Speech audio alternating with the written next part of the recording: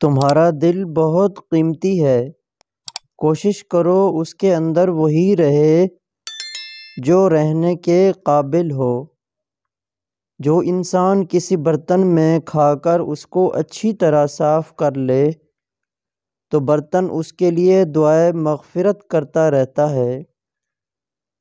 تمہاری بہترین دوست تمہاری صحت ہے، اگر یہ ساتھ چھوڑ دے تو ہر رشتے کے لیے تم بوجھ بن جاتے ہو۔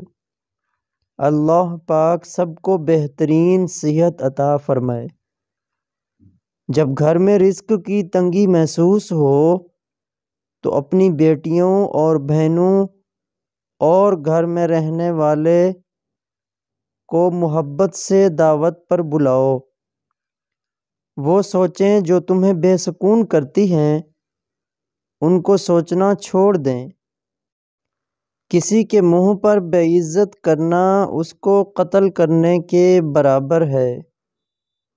مشکل وقت کا بڑا فائدہ یہ ہوتا ہے کہ فالتو کے لوگ زندگی سے نکل جاتے ہیں۔ جتنا ہو سکے صدقہ نکالا کرو، اس سے تمہیں اور بھی زیادہ رزق ملے گا۔ مدد کرو فائدے کے بغیر، سب سے ملو مطلب کے بغیر، عاجزی سے چلو غرور کے بغیر۔ زندگی سے جینا سیکھو دکھاوے کے بغیر۔ درود شریف پڑھنے والے کو تمام مصائب سے نجات مل جاتی ہے۔ کسی کے آنسو زمین پر گرنے پر پہلے تم اپنے دامن کے اندر جذب کر لو، یہی انسانیت کی معراج ہے۔ لوگ برا کہتے ہیں تو کہنے دو، کیا تم نے نہیں سنا؟ اللہ جسے چاہے عزت دے، جسے چاہے ذلت دے۔ اپنی ذات سے محبت کرنے والا انسان کبھی کسی کا مخلص نہیں ہو سکتا۔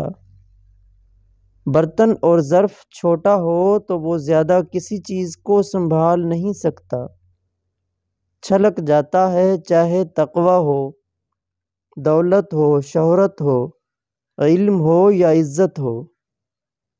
بڑھاپے کے آثار آنے لگیں تو مچھلی کھاؤ، زیتون کا تیل استعمال کرو اور انار کا جوس پیو۔ خاموشی میں ہی سکون ہوتا ہے، لفظوں کا سفر انسان کو تھکا دیتا ہے۔ کچھ زخم انسان کے بھرتے کبھی نہیں، بس ان کو چھپانے کا انسان سلیقہ سیکھ جاتا ہے۔